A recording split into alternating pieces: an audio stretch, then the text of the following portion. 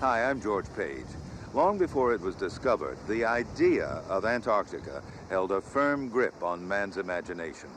Ancient Greeks suspected its presence, but could not envision the true nature of its frozen expanses. It's not just the continent itself, down at the bottom of the world, that fascinates us. Reaching out from its shores, covering thousands of square miles of ocean, are great sheets of permanent ice. No winds or waves disturb the crystal-clear waters below. This time on Nature, we present the very first film on the extraordinary creatures that live under the permanent ice, in an environment so extreme you would not expect to find any life at all. Our film was made by a pioneering camera team from New Zealand, the gateway to Antarctica. The divers could not work in the killing cold under the ice for more than 30 minutes at a time. But they brought back images of primeval beauty, an ethereal other world, and a dangerous place.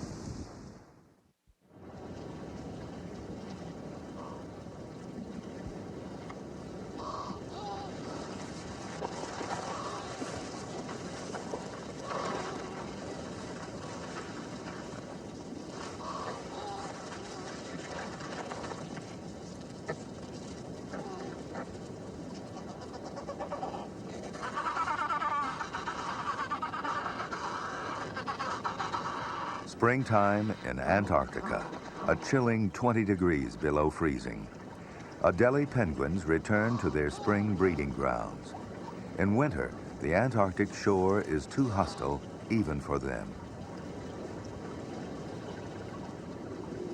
When the long night falls, this becomes the most inhospitable place on Earth. Weddell seals are the only animals which survive all year round on the frozen coastal sea. But the sterile surface is only part of the seal's life. They know another world, the world of darkness and beauty under the Antarctic ice.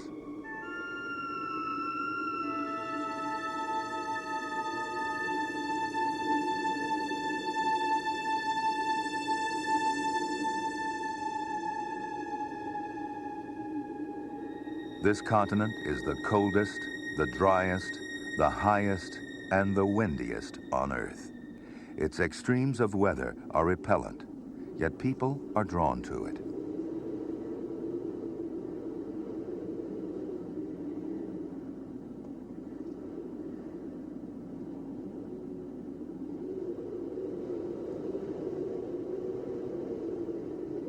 The Ross Sea, the world's southernmost and coldest.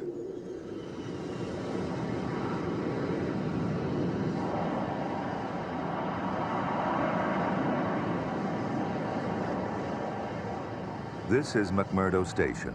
The runway is built on the frozen sea. The ice is very strong and elastic, but only about 6.5 feet thick. Below is 1,600 feet, almost 1/4 of a mile of dark, icy water. The cold tears at newcomers' lungs, and the white brightness is blinding. Among the international brigades of scientists, an increasing number come to study life below the ice. Even modern technology is challenged to provide warmth and comfort in this desert, a desert which proved too hostile for Captain Scott's ill-fated 1911 expedition. His hut near McMurdo Station stands as a reminder of just how recently Antarctic research began. And this remote continent remains a frontier of human endeavor. People and equipment are constantly tested by the cold, the wind, and the endless snow.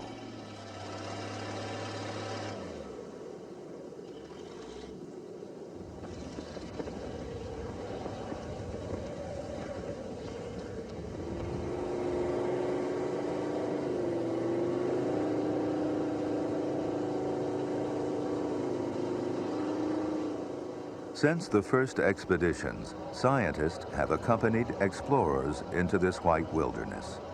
Now the scientists are the explorers, penetrating Antarctica's underworld.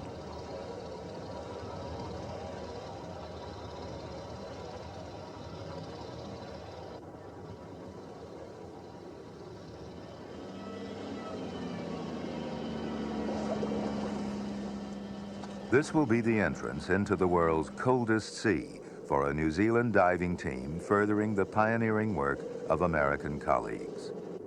Chris Battershill prepares for his first dive. We're all quite apprehensive about what we might find below the ice. None of us had had any real experience of diving under such thick ice before. Very uncertain about what was coming up next.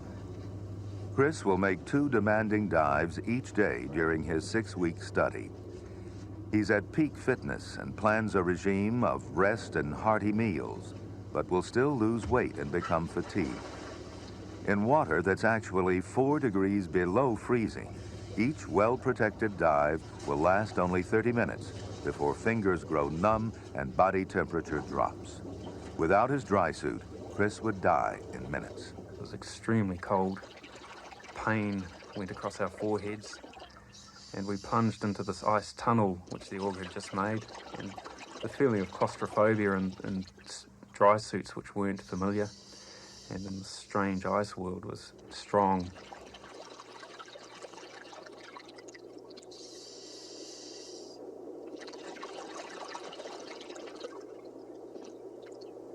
But as soon as we came through underneath the ice and the world opened up before our eyes, all our anxiety and fears disappeared.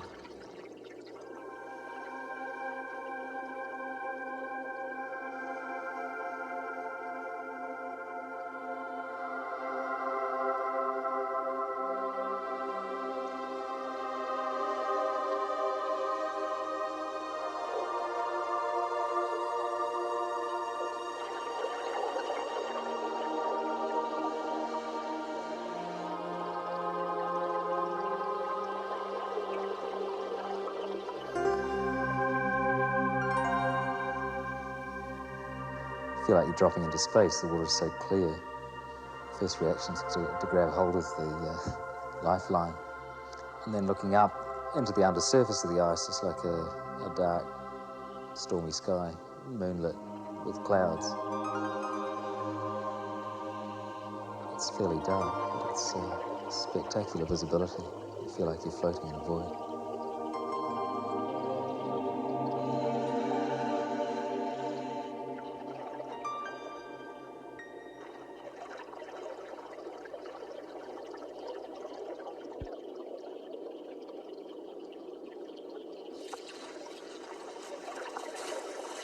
Under the 6 feet of solid ice lies a layer poised between liquid and solid, platelet ice. The softened polar light transforms these platelet ice sculptures into a magnificent, sparkling fantasia.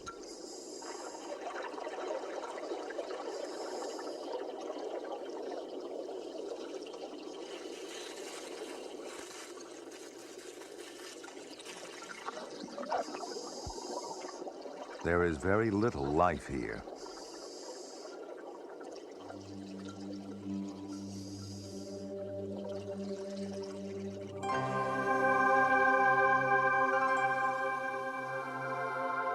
Chris and his co-diver fall weightlessly through liquid space to the study area on a reef shelf 66 feet below. An eerie blue light filters down through the clearing in the surface snow.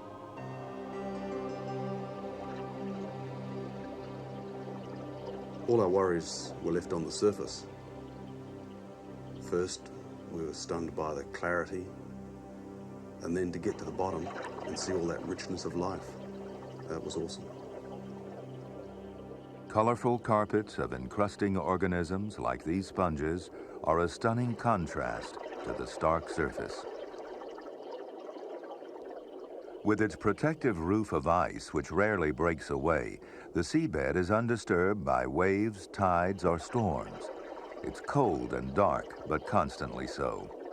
Life has adapted to this environment, forming one of the world's most stable ecosystems.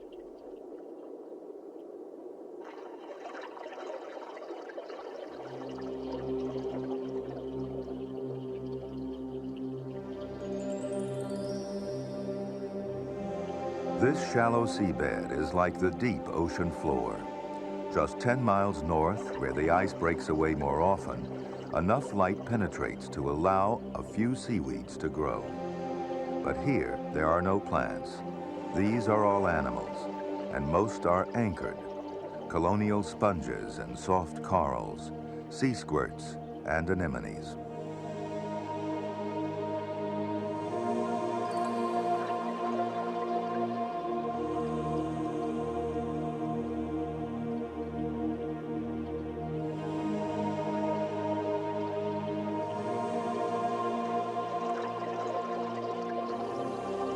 Though vivid first impressions are still clamoring at their minds, Chris and his team have to work. They lay out a permanent study plot.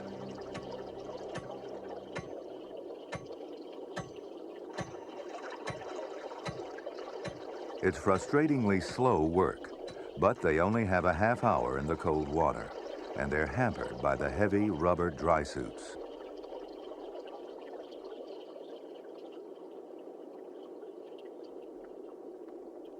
They come to trust their scuba equipment after initial apprehension that it might freeze in the 28-degree water. Chris is an ecologist specializing in sponge communities, and he wants to find out how this one works. He plans to revisit his study plot over a number of years to monitor this community's minute changes.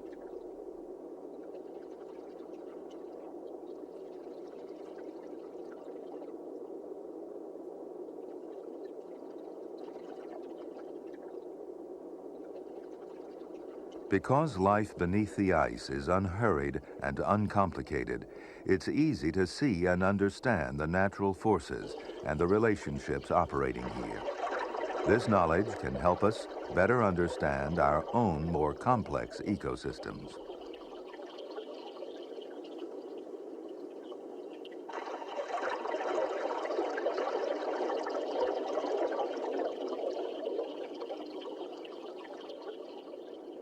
But even creatures well adapted to this special life are sometimes victims of their environment.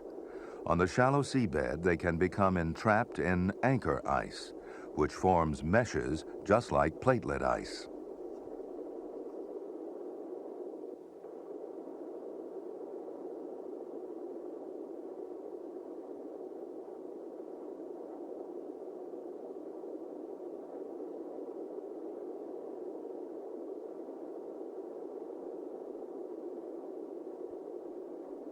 Eventually, lighter than the surrounding water, the anchor ice rips free and floats upwards.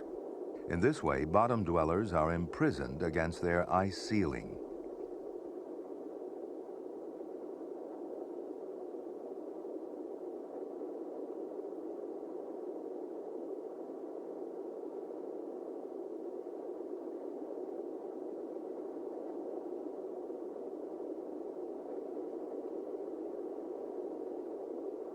The profusion of colors in this glorious sponge garden comes from the toxic fluids the sponges secrete to clear space or ward off invaders.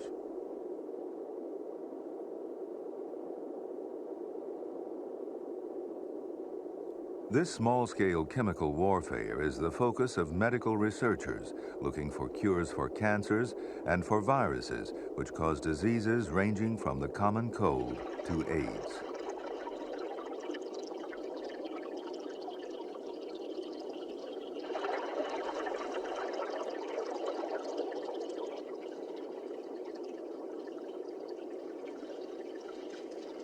Already, human exploration of this underworld has paid off. Analysis has revealed 2 Antarctic sponges with strong and potentially useful chemicals. The challenge now is for researchers to duplicate these hard-to-collect compounds and to find their most beneficial applications.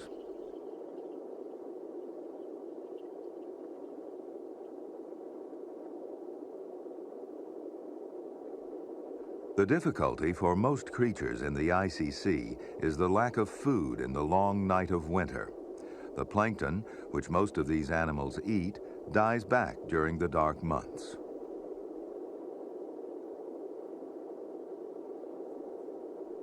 When the summer sun rises higher over the Southern Ocean, plankton will bloom and be swept in under the ice.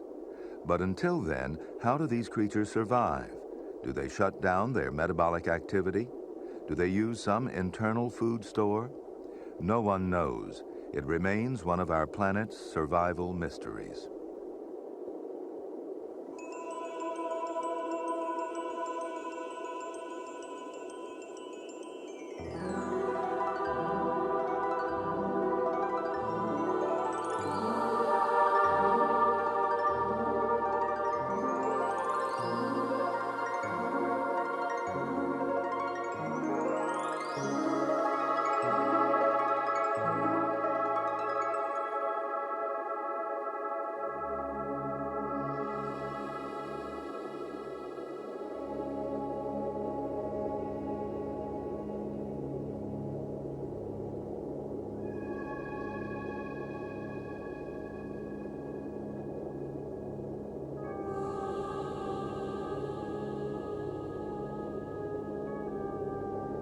And while the plankton eaters await their life-sustaining currents, predators take the initiative in the survival stakes.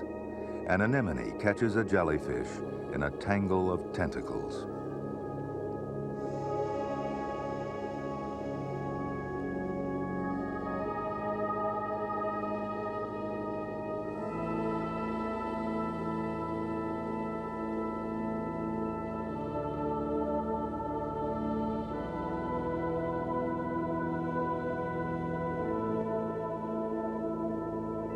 Starfish hunt for other starfish, for some sponges, or for shellfish.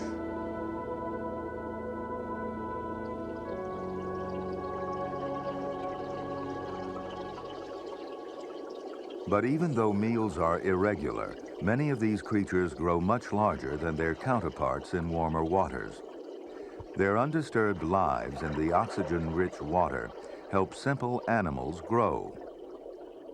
Metabolism is slow in the cold temperatures, and many animals may store energy by increasing their size.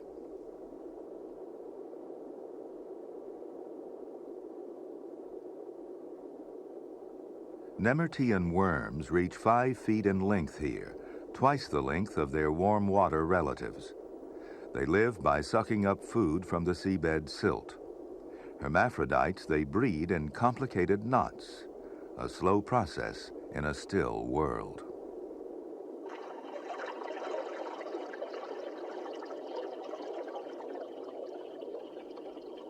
Sea spiders in warmer waters grow only as large as a watch face.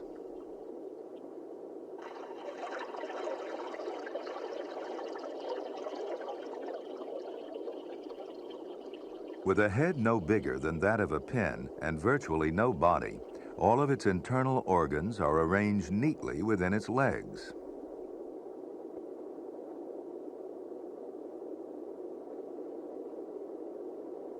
A scavenging sea louse scrapes a path through the sponge mat in search of food.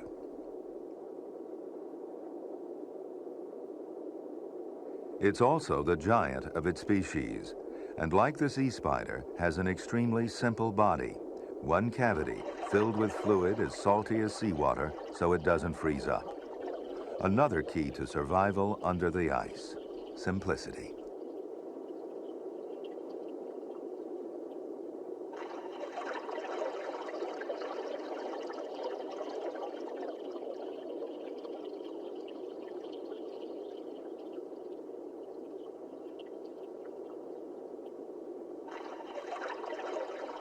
But in Antarctica, adaptation to this frozen environment is not the sole province of sea creatures. Springtime on land means these microscopic mites are released from their prison of winter ice. Somehow, along with the moss they browse on, they suspend their life processes in order to survive the freezing, dehydrating grip of winter. 4 months of darkness at almost 80 degrees below zero. 8-inch high moss beds in the dry valleys of the transantarctic mountains are the continent's forests. Long ago, these valleys were filled with trees. With the assault of the ice 15 million years ago, life on land was devastated. Antarctica was once part of the supercontinent Gondwana. Its valleys were filled with primitive pines, and these forests were filled with dinosaurs. Over the eons, the forces of geological change acted slowly but decisively upon life on land. The great southern continent started breaking apart, and 15 million years ago, the ocean became free to encircle and refrigerate the Antarctic remnant. The onslaught of the ice began.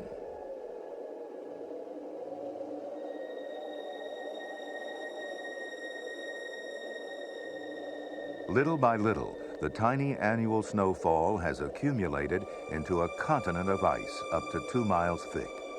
Here, 70% of the world's fresh water is locked up in 90% of the world's ice.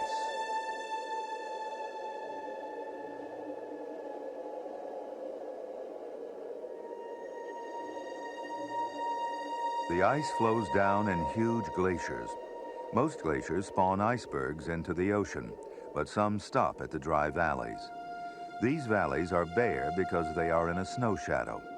The bare land offers a toehold for life, but it can only come alive during the fleeting summer thaw.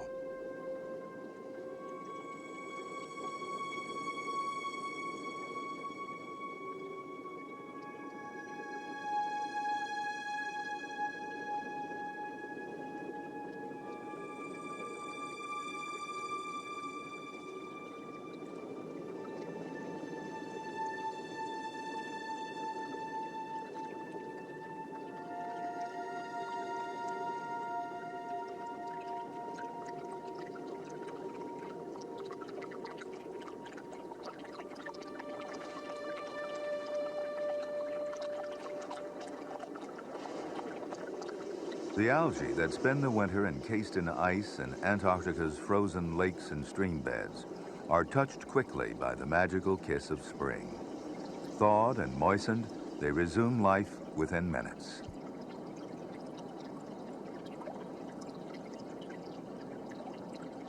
And the microscopic animals that graze the algae also miraculously survive the vicious cycle of freeze and thaw.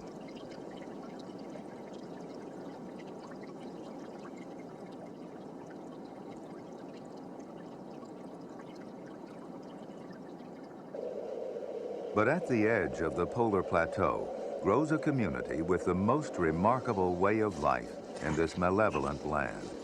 It has found the ultimate protection from the extremes of weather. It grows inside porous and translucent rocks. It's a lichen, a partnership of fungi and algae. Here, the electron microscope shows the green fungal threads and the orange algal growths entwined in their mutually beneficial relationship. A unique retreat from life in the extremes.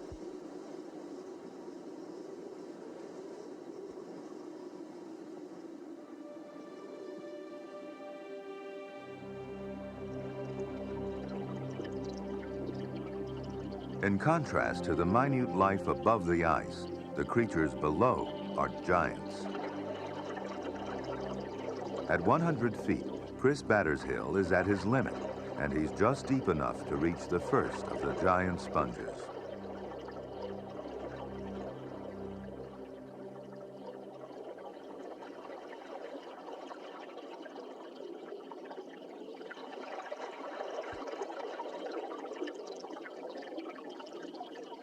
This one has a skeleton of glass, a mineral frame that will remain long after the animal dies. Many sponges found here and in cold, deep oceans elsewhere share this structure.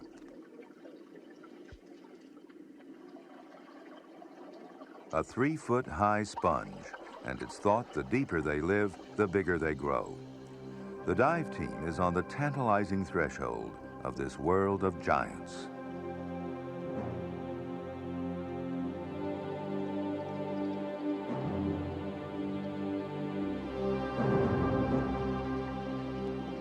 In the past, greater depths were out of human reach, but now there is a way of exploring them.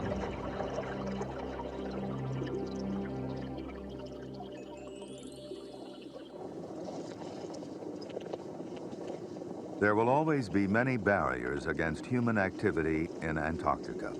But now the technology that has helped scientists on top of the ice is opening up new fields of sub-ice research.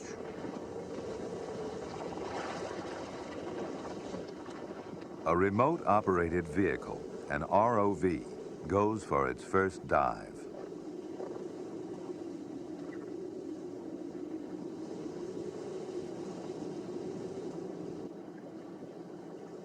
Controlled from a warm hut, its manipulator arm becomes the scientist's arm, using tools or gathering specimens, and its video camera, their eyes.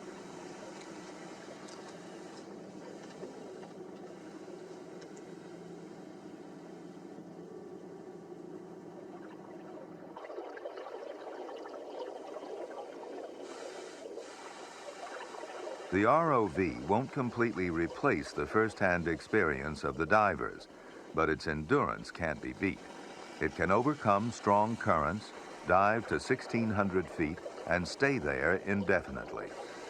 The divers leave their surrogate and return to the world above.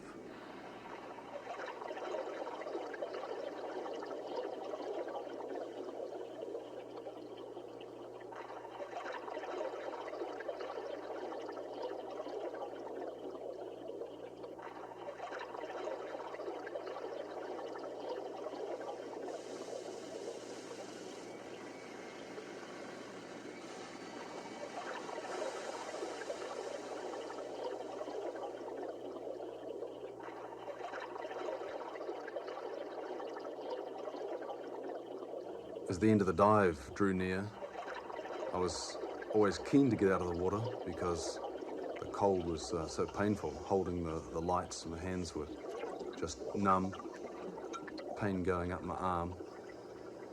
But while I was keen to get out, I was also reluctant because it was so great down there. So it was mixed feelings that came up through the hole and onto the surface. We knew that upon getting out of the water, we're going to be greeted by quite a lot of pain, especially in the face and the tips of the fingers. And as soon as we got out of the water, blood would surge back into those areas as they were greeted by warm air, and the pain was intense in many cases. It often felt as if your lips had been physically peeled away.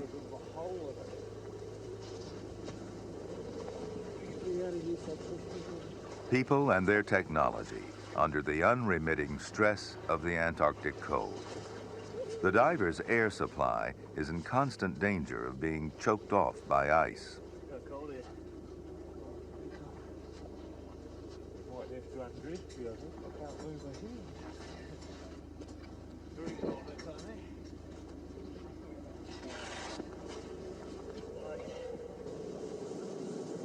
Even the ROV operation is delayed by the cold. Twice the machine iced up after going from super cold air into the water.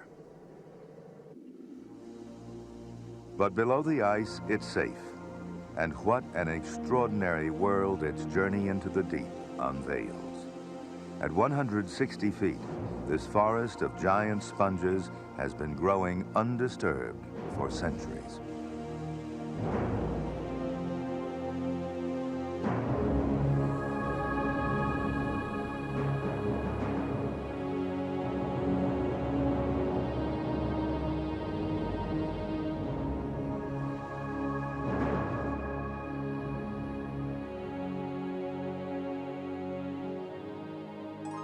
A rare glimpse of a dragonfish.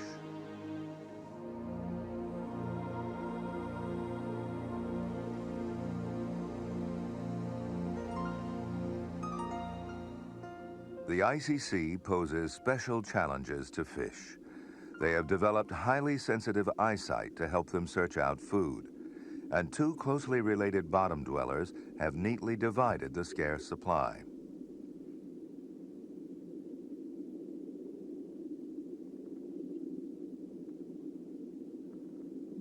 One species can only look up for prey, and the other, equipped with internal Venetian blinds to cut out light from above, look sideways or down.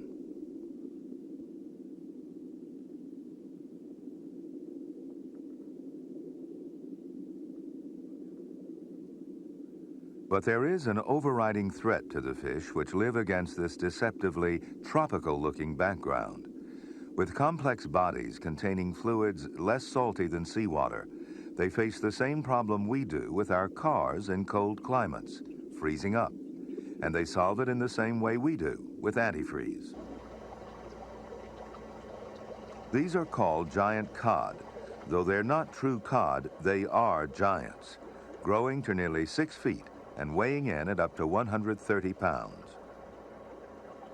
Swimming at depths between 1,000 and 2,000 feet, they come through McMurdo Sound in the spring. From and to where, no one knows. Over the past 25 years, American teams have caught more than 4,000 of these monsters. They are measured, tagged, and a few kept for research on their remarkable antifreeze.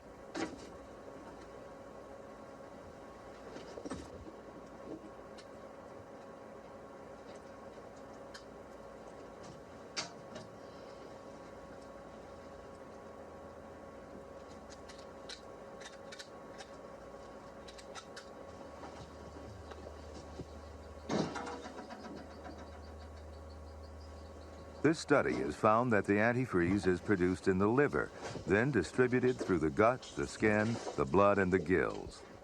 All Antarctic fish have antifreeze, whether they are deep water giants or 2 inches long and living just under the ice.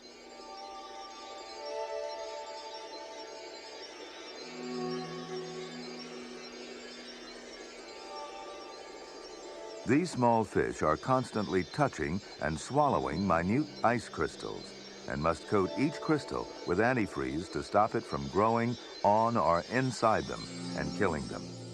But it takes precious energy to produce antifreeze, so the fish produce just enough and at just the right strength. It's 300 times more effective than automobile antifreeze.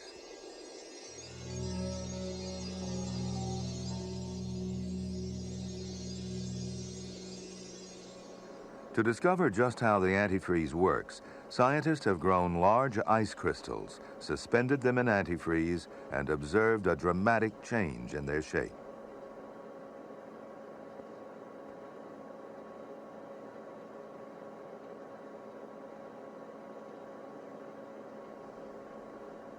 Art de Vries, a veteran of 25 Antarctic seasons, was the first to isolate the antifreeze molecule, glycopeptide. His latest experiment shows how the antifreeze allows an ice crystal to grow only to a pointed diamond. This pure research discovery now has practical use. It is proved to be the most effective low-concentration compound to stop ice crystals from ruining frozen food. De Vries now suspects that glycopeptide molecules could also stop the growth of kidney stones in humans.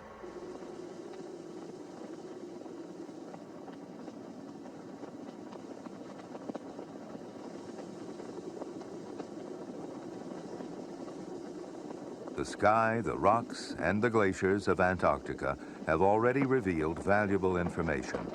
Now scientists around the world are turning their attention to the frozen sea.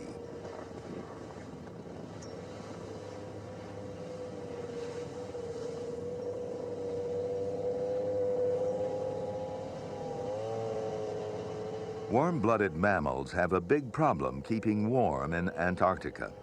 Scientists only brave the outside wrapped in high-tech cocoons.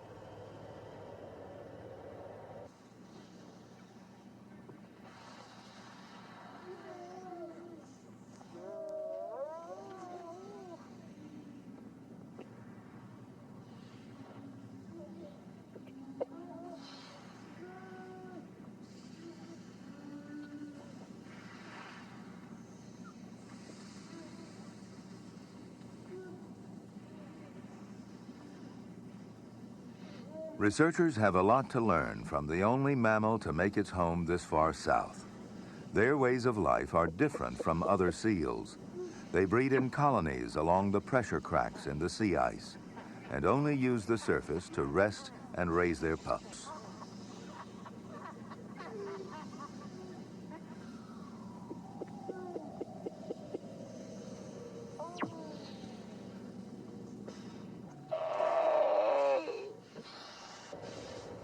Weddell seals live permanently on and under the ice.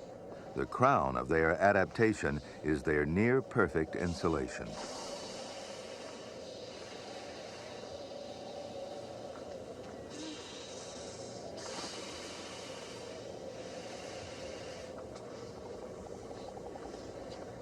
They're wrapped in a thick blanket of blubber and a rug of fur. Their large bodies and small flippers also conserve heat.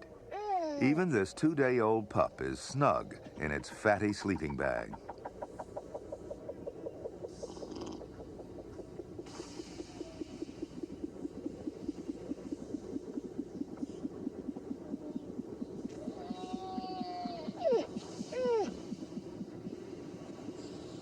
The pups put on weight quickly.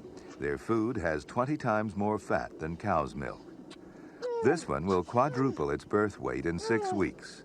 Then it will be weaned.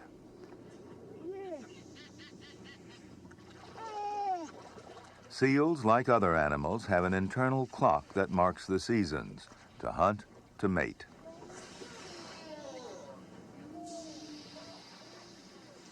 It may be ungainly on the ice, but this week-old pup has already started to swim.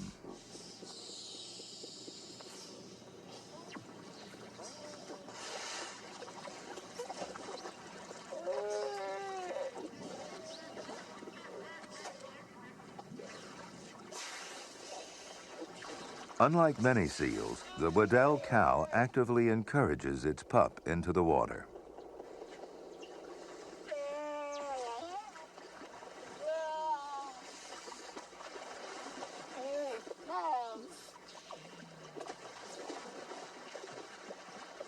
She helps it in and guides it under the ice.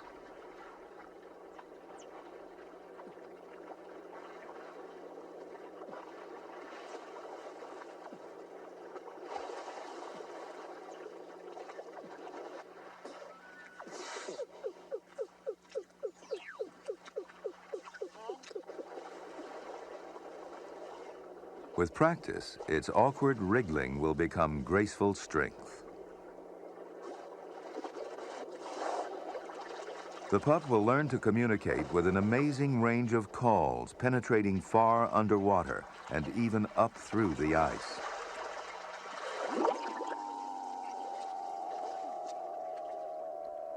At 6 weeks old, it will dive deep, holding its breath to hunt.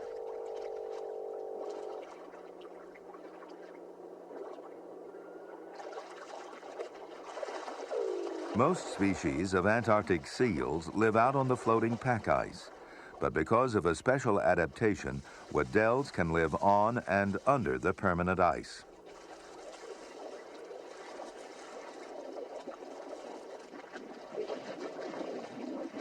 Their jaws open wider than other seals, so their protruding top teeth can cut away the fast-growing ice and keep their breathing and access holes clear.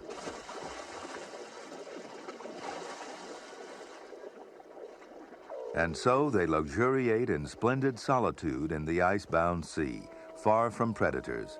Even killer whales can't swim far enough under the ice to attack them.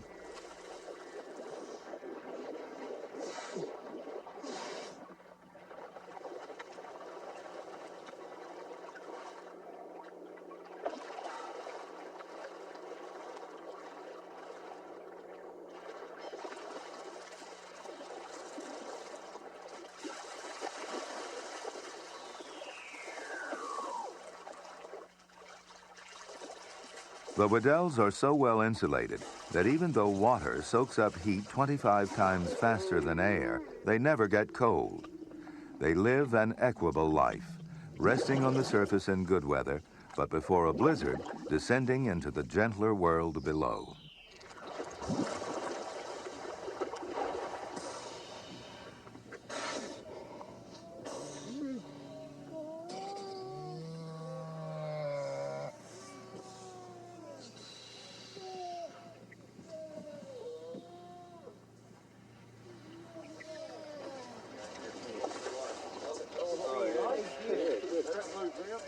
The Weddell's breeding ground at Turtle Rock is a spectacular diving site.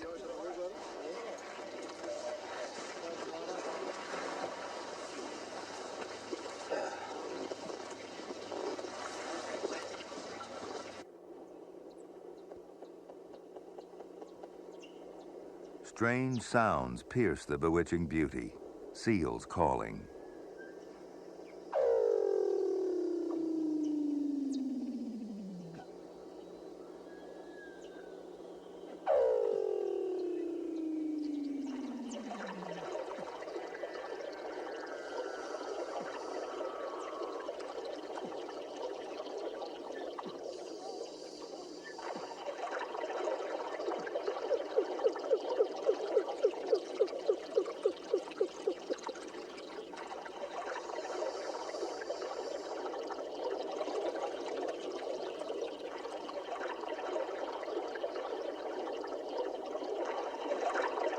Starfish and urchins crawl up from the depths to feed on the seal's droppings, a simple but efficient food chain.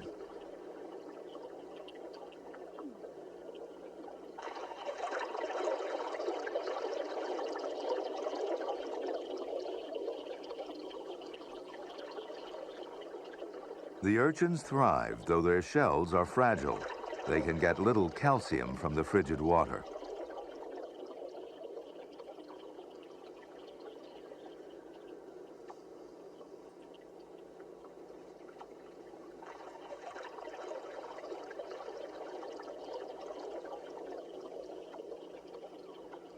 Beside the seal's grace, the divers are clumsy.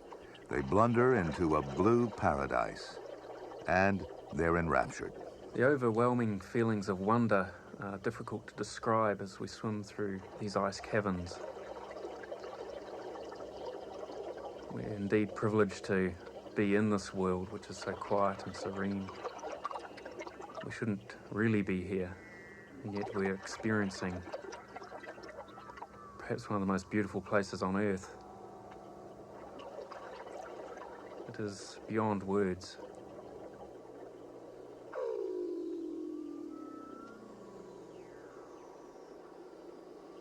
The rulers of this kingdom can dive for 80 minutes without a breath.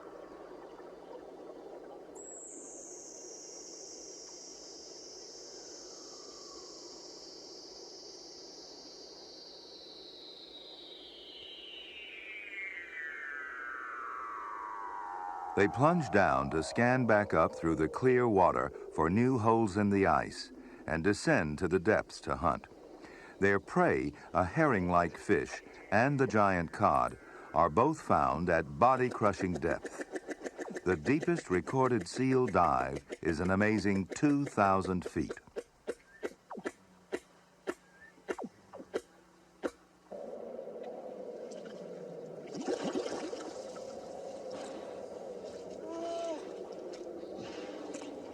Like humans, they breathe air, but underwater, they draw exclusively on oxygen stored in their muscles and blood. To conserve oxygen, the blood supply to organs such as the spleen is restricted, ensuring a greater supply to the muscles and brain. When diving deep, they collapse their lungs to force out air, so on resurfacing, trapped bubbles can't expand in their bodies and cause a fatal embolism. And because light at their hunting depths is so faint, they have large, sensitive eyes.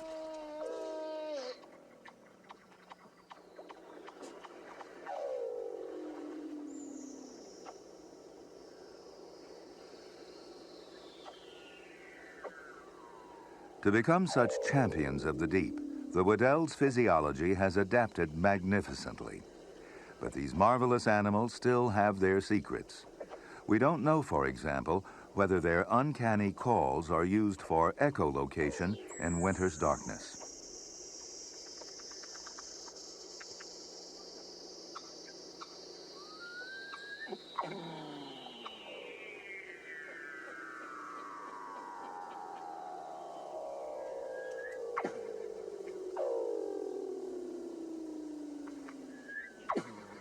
We do know they are mostly courtship or territorial signals.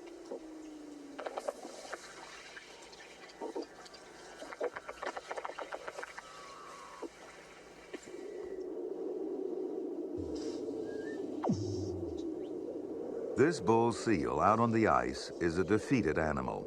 He's fought with and lost to a stronger bull below.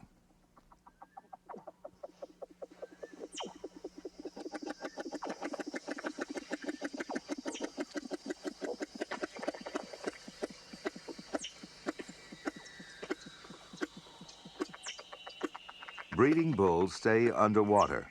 Only their noses emerge occasionally for air. They even mate underwater. Bulls spend most of their time patrolling and defending their territories.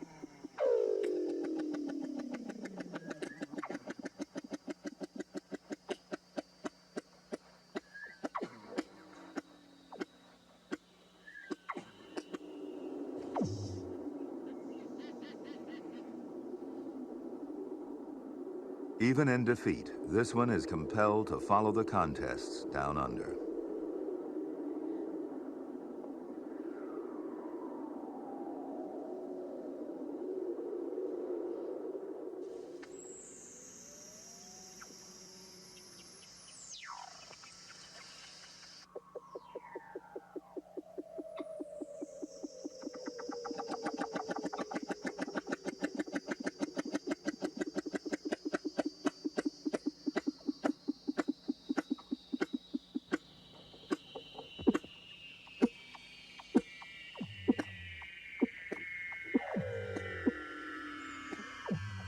Whether for mating, aggression, or echolocation, the seal calls are eerie accompaniments to the sights of the crystalline underworld. Most of the territorial displays and calls are performed just under the ice.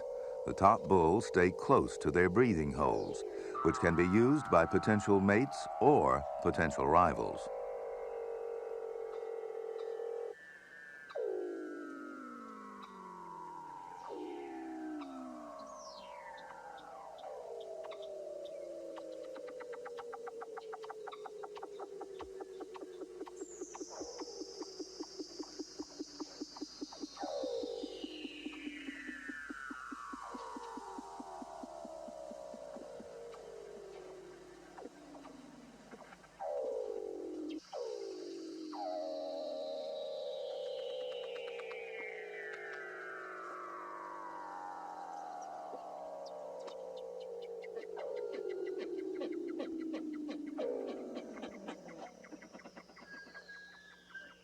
The Weddell seal has met the challenge of the cold, the gloom, and the vast depths. It takes pride of place as sovereign of this crystal sea.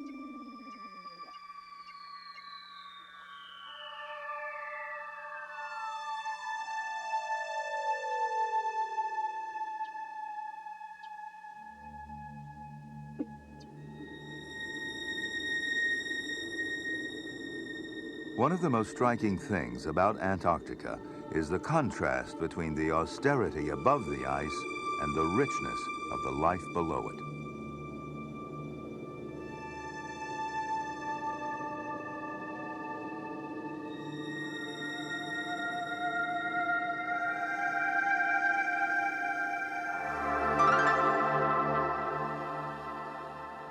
We, who are not adapted to live here, must temper the ice continent's hostility with our technology.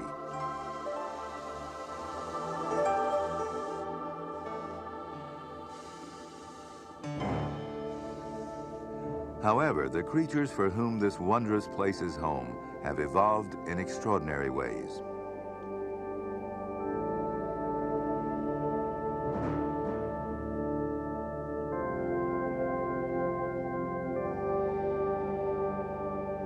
But their simplicity and their specialization do not equip them to cope with disruptions humans may cause as attention increasingly turns to Antarctica. Overfishing may have already begun to tear apart the fragile food web. Mineral exploitation may one day smother the coast with oil or the seabed with choking sediments.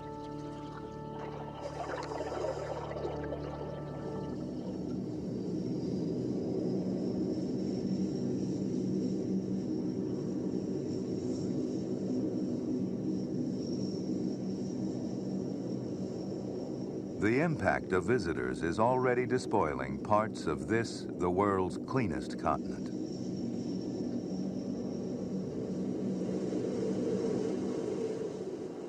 And behind these direct threats lies the specter of global warming and what it might do to Antarctica. If its ice cap begins to melt, There will be serious changes, not only for life under the ice, but for all the life on our planet.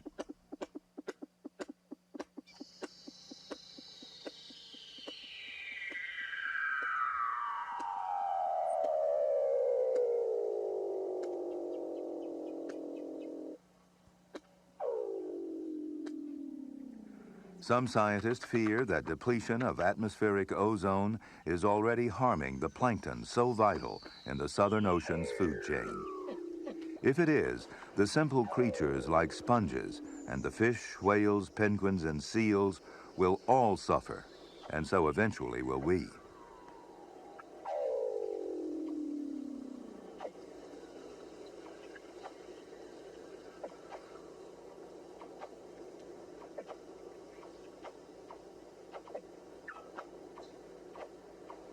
For now, the Weddells are secure in their underwater castles of ice that shield the clearest and the coldest sea in the world.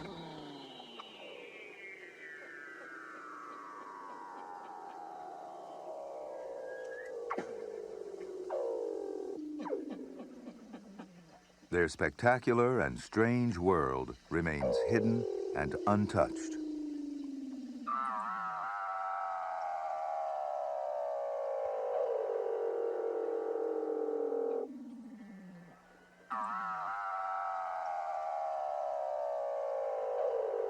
Can we learn enough, quickly enough?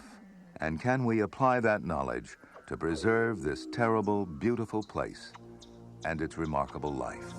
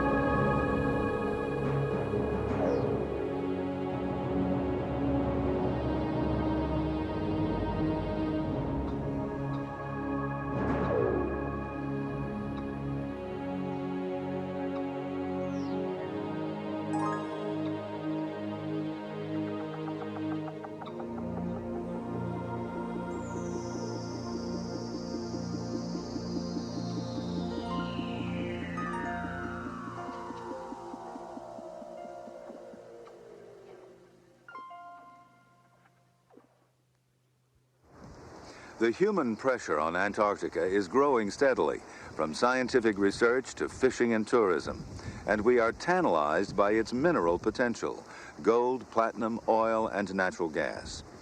The Antarctic Treaty, signed by 36 nations, established the continent as an international preserve for science and nature. It outlaws military maneuvers and the storage of nuclear waste, for example.